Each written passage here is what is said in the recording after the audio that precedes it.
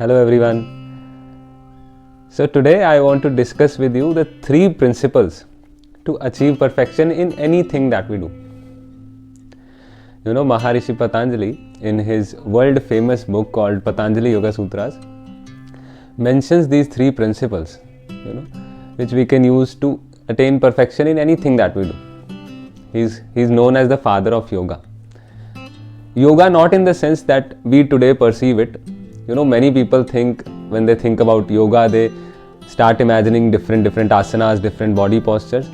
But yoga is not just limited to the asanas. That is only 5% of yoga. In his whole book, the Patanjali Yoga Sutra, he hardly mentions any asana. So, he describes yoga as a way of life.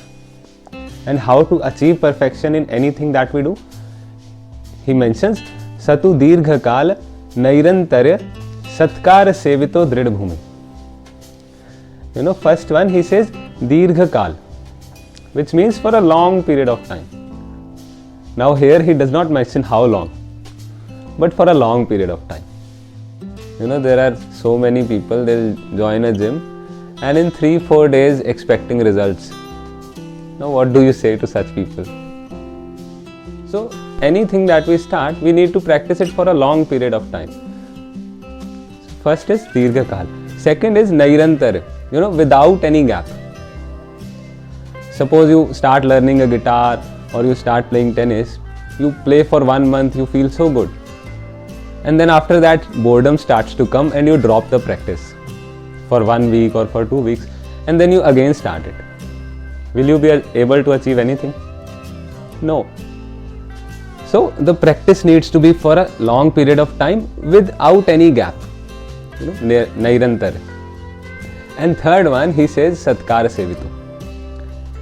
With honor, reverence and respect.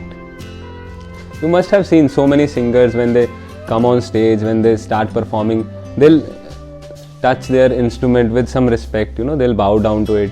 Many cricketers do this. When they enter the pitch, they'll bow down to the pitch. Why do they do it? To show an honor, to show respect. So, these 3 things, if you do with any practice, you are guaranteed to attain success in it. Satu Dirgha Kal, for a long time, Nairantare, without any gap, and Satkar Sevito, with complete honor, respect and reverence. And then what happens? In the last, he says, Drid Bhumi.